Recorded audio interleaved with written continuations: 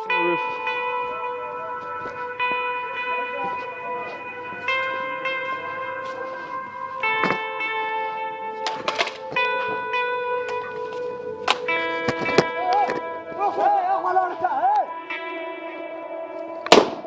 Hey, watch your shot. What do you got? Come on there.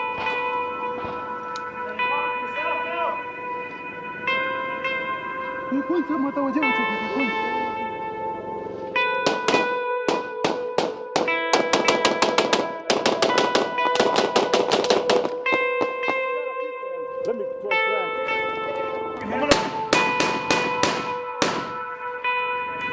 Someone, got it there. Bring it out.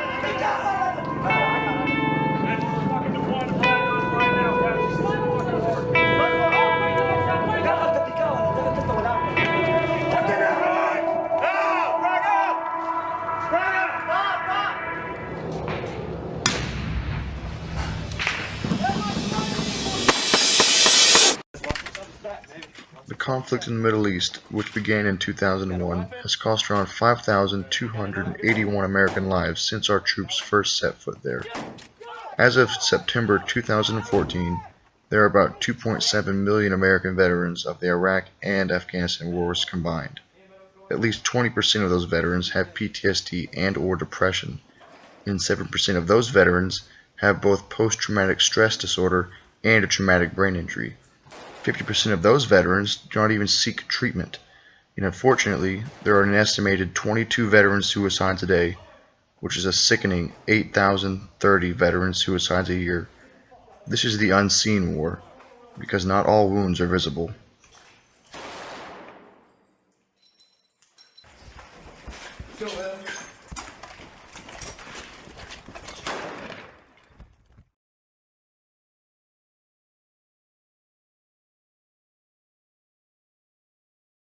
My name is Mike Shaper. I retired about 3 years ago from 1st Special Forces Group. I initially entered the Army, starting in the National Guard, the Texas National Guard, right out of high school. I started out with the delayed entry program, so I actually enlisted before I graduated, and then about a month after graduation I went to basic training. Spent about 3 years and some change in the National Guard. Basically, I enlisted for the college benefits, and then I realized I really liked the lifestyle, the discipline, the structure, and the job. So I decided to either go full-time and get it out of my system or make a career out of it. So I spent about 24 years total between my National Guard and active duty time. How well prepared did you feel the first time you deployed? I was in for about 12 years or so before I actually had my first deployment. Not to combat, it was more of a peacekeeping type mission to Bosnia. So there were still, hazardous duty orders because, it was not a blissful country. Still some fighting between the factions and things like that. Some attacks on U.S. forces. But as far as how well prepared I felt, I'd already spent probably about a quarter of my life in the military preparing, training, things like that. So my mindset was pretty solid, and also I deployed, with a Special Forces A team, as a member of the team. So all in all, I think we all felt pretty well prepared. Yeah. And what was the hardest part about that, being deployed? I think the hardest part of any of the deployments was being separated from family, from wife and kids, birthdays and things like that. Fortunately, I only had to spend, I think, one Christmas away from home, but say for my youngest daughter, almost every single birthday I've missed of hers. Birthdays, Easter, Thanksgiving, things like that, summer vacations. That was probably the most difficult part. And what about coming home? I think the reintegration process was the toughest part. So for example, my wife, being a single parent de facto while I was gone, she would have to kind of amend the rules, the household rules, and then I would have to ease back into that. So for example, I would leave and the rule would be there's no eating in the living room. I come back and kids are eating in the living room, leaving crumbs and popcorn everywhere. So in my mind, whenever I would leave, it would like freeze frame, and when I would come back, I would expect just to hit play and continue right back up where we left off. But in reality, she ended up modifying the rules because she had to.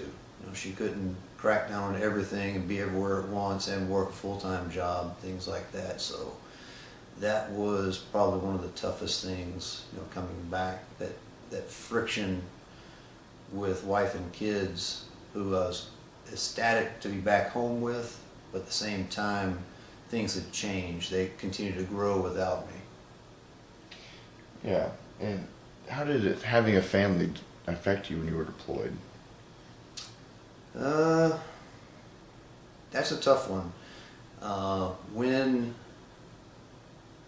Whenever I was deployed or even doing, really tough realistic training, you end up having to compartmentalize yourself, your emotions, because if you focus and dwell on other things and your mind isn't 100% on the task at hand. So the downtime when I wasn't, gainfully employed doing something, that was the tough parts. Yeah. And what helped you the most?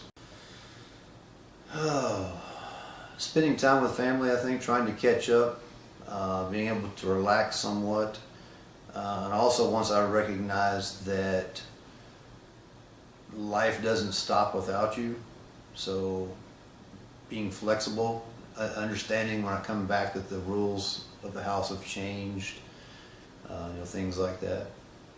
Is there any advice you might give to somebody who's in your shoes maybe in the future? Oh, keep your head in the game. Whenever you're preparing or practicing or training, treat it like it's as real as it can be, so it puts you in the right mindset. The tougher, more realistic, but balanced with safety, the training is, and the more prepared you're going to feel. It's not going to be this big reality gap, when you actually have to do it for real. And then when you come home, you have to find ways of reconnecting with the family, kind of disengaging. If you've compartmentalized part of your psyche for your combat deployment, and then you come back home, you've got to kind of compartmentalize that part away and then go back to being a husband and a father. But at the same time, all that baggage that we bring back, from multiple deployments to unstable places or hazardous places, you have to be able to deal with that as well. Talking it over, not so much with your wife and kids, because they probably don't really need to know the details so much, because remember, they've got to deal with the stress of you being away. But being able to talk to your peers about it, or God willing, you got a counselor or a shrink actually assigned to the unit, going to talk, to that guy, that will help you to normalize your experiences, so doesn't continue to eat away at you. Does that make sense? Yeah.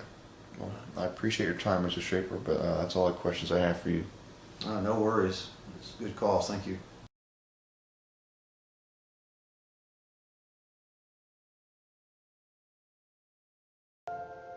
"58,148 brave men lost their lives during the Vietnam War. The war erupted as an effort to defend the South Vietnamese people from communist rule and to prevent communism from spreading any further, in an attempt to stop the domino effect that was running rampant across Europe and Asia. Although we didn't have the outcome we had hoped for, 71% of vets said that they would serve again, fully knowing the outcome."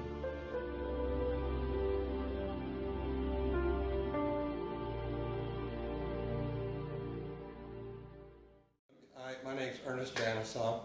I come from a military family with my granddad, full-blooded Apache to my dad.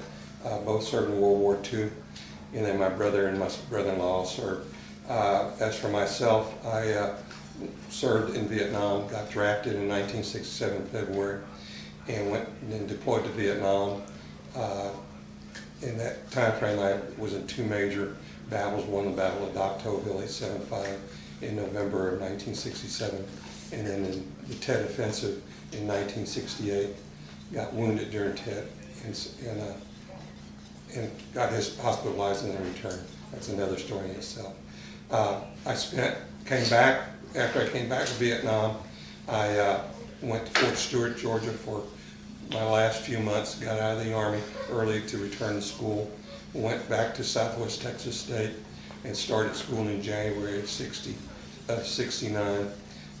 Played around, had a good time with it. Went in and out of school, finally got married in 1972, decided I want to go back into the military because I've been wanting to do this career. And I went to the University of Texas and enrolled in Army ROTC at the University of Texas. So I was going to both the university for ROTC classes and the Southwest Texas for my undergrad. I graduated in 1976 from Southwest Texas with all levels teacher certificate, and I got my commission in July of 1976 from the University of Texas after I completed summer school at Fort Riley, Kansas. I re-entered service in October of 1976, and I spent just at 20 years on active duty, and I retired.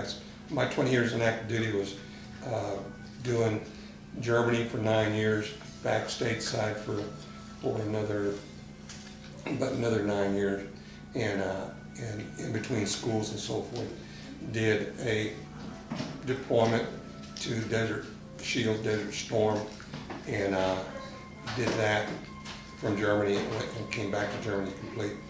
My last assignment was here at Fort Sam Houston at the Army headquarters, and I retired in August of 1994. After that, I started a business, towing service out here, and in 95 January, and I sold it in December of 2000. Had it for 5 years, did pretty well with it. But I went back to the University of Texas as a Department of the Army civilian and worked there with my old ROTC battalion, and I stayed there for 6 years. And due to military medical reasons and some of the stuff that we're going to talk to, I received a letter from my psychiatrist at VA telling me that I needed to quit work. Yeah. Well, how prepared did you feel the first time you were deployed under combat or hazardous duty deployment? The unique thing that I can tell you is that basic training, all of us that went through basic training and got drafted,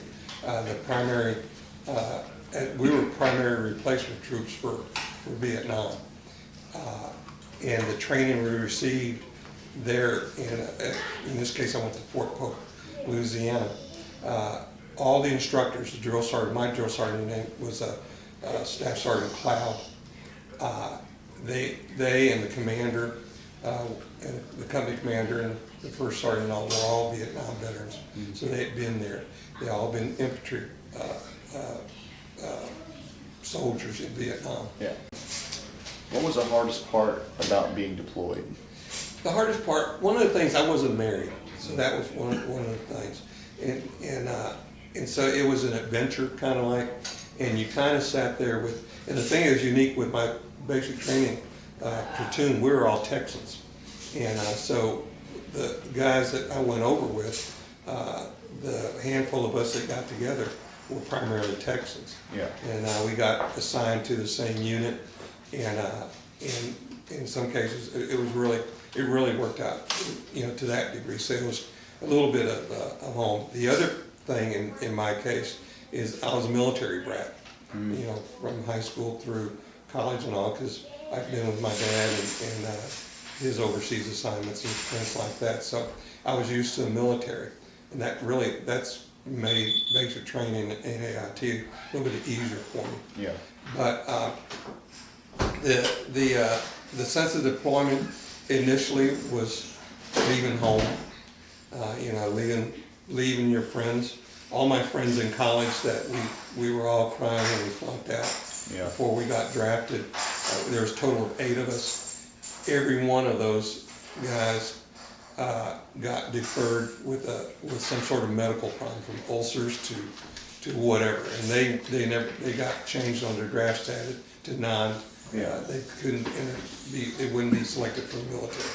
Fear, as everything, fear from being home, fear of the unknown, fear of being a grunt and going into combat. And the key question is, can you kill somebody? That is always on your mind. Can you do that? What scared the hell out of me and my buds was the fact that we arrived in July 7th, 1967. July 12th of 1967, Bravo Company, 1st Battalion, 12th Infantry, made contact with a huge number of North Vietnamese, and were literally almost to a man wiped out, an entire company. The survivors of that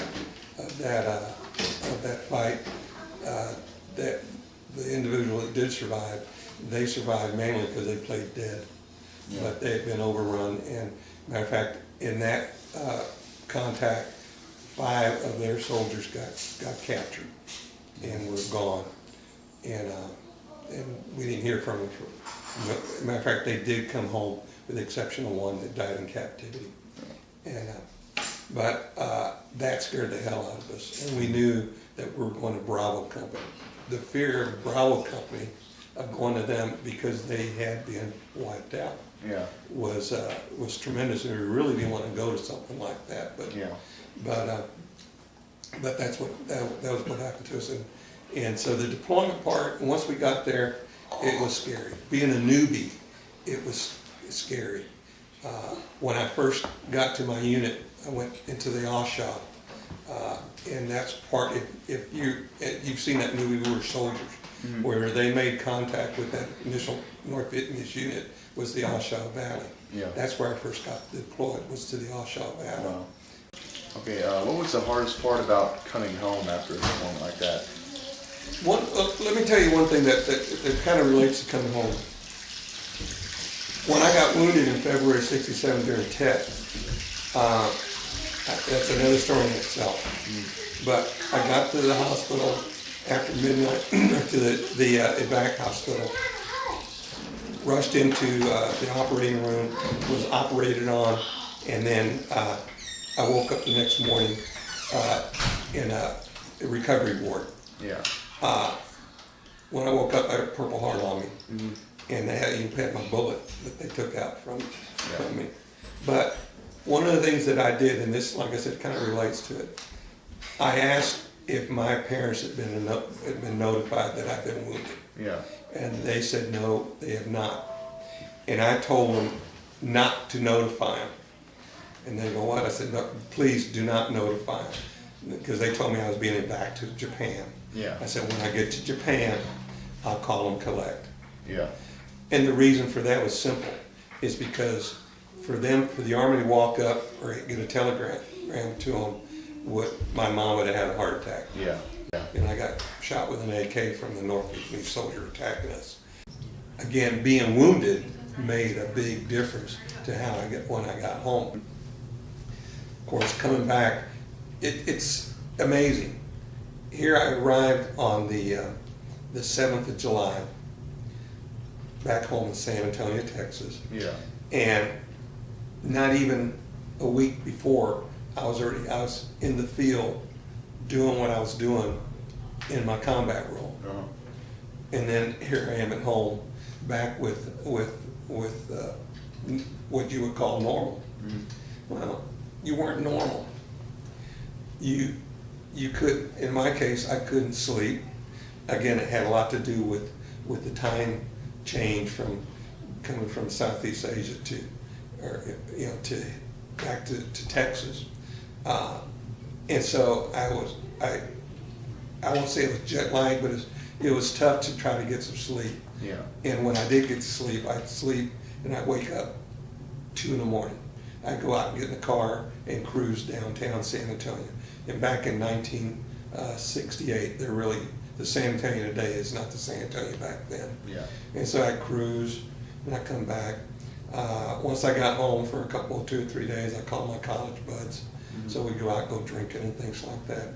My Jimi Hendrix, guitar player, I don't know if you heard of him. Yes. Back in the day, he was playing a concert with some other musicians at the San Antonio Municipal Airport. In fact, we had second row seats.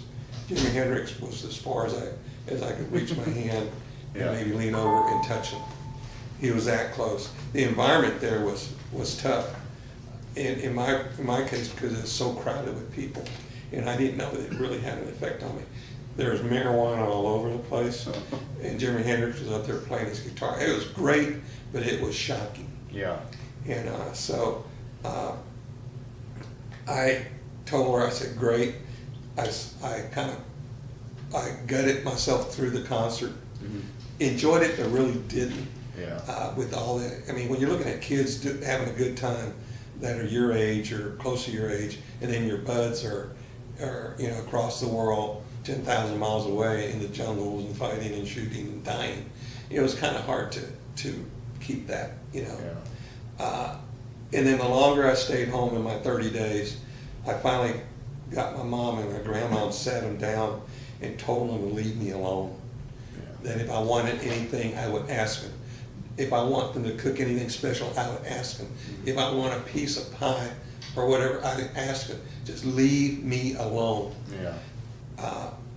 When I got out, I went back to school. And again, the only reason I went to school was for girls. I got my transcripts got over 250 hours from tiddlywinks to religion. And I took whatever, it was crazy, I took whatever course had the shortest line. Yeah. And back in those days, you had to line up and get your courses. Yeah. And so whatever course it was, I took it. Yeah. Because I wanted to get my GI Bill money to use it for going out with girls. Yeah. But it was I was always doing things, going and going. I never really got alone, so to speak. Yeah. I was able to sleep I was still kind of new. Matter of fact, I was at university, and I'm sitting on the wall over in front of the tower, and there's this big staircase going up from the front up to the office entrance there. I'm sitting on the wall. There's a peace protest going on. Somebody in the crowd lit up with a pack of firecrackers. Went. Yeah. No sooner did that first pop go, I rolled off and took cover. Yeah. That's, how, matter of fact, even in the hospital in Japan, walking down the street, there was a bang or whatever, you could tell who had been in Vietnam. Yeah. We'd be on the ground. But similar things like that would happen over here. Yeah. So on the stateside. And I didn't think much about it, and I didn't know what post-traumatic stress was. After I got out, something happened. And I'm at the University of Texas at my battalion, and I needed to go to Fort Monroe, Virginia, and fly. I had to take a hearing test at the VA. And I go in there, and I'm sitting in this cubicle, and everything's quiet, and I start having a panic attack. Yeah. And I didn't know what was happening. I just had to get out. Yeah. I got out. They go, "What's the matter?" I said, "I don't know." I said, "I just feel so claustrophobic all of a sudden." They said, "Okay, let's try the big room." So we went to the big room, and that didn't help. Yeah. So when I got done there, I went straight to mental health section at the VA clinic. And I said, "I don't know what the hell is wrong with me, but something's happening, something's wrong." And I've been out of the Army now for probably about 5 years. Yeah. And but anyway, so I went, and they gave me the post-traumatic stress test. I said, "I've got post-traumatic stress." I said, "What is that?" PTSD. I said, "Oh, BS." He says, not known to me, it's shell shock, or whatever World War I guys called it, World War II guys called it. But unbeknownst to me, that's what it was. So I started seeing a shrink Yeah. And visited with her, and she started prescribing things for me. And I said, okay. And I go, why all of a sudden did it happen to me now? Yeah. And why didn't I do it when I was on active duty? And her comment to me was, believe it or not, I was treating myself unbeknownst to myself by staying on active duty, because I was surrounded in my safe environment of my soldiers, my fellow officers, you know, the military, and it was all there as part of the package for me for the total of 20 years, which really totally made sense to me. And when I left it, I left it there behind me. Yeah. Of course, couldn't carry it with me.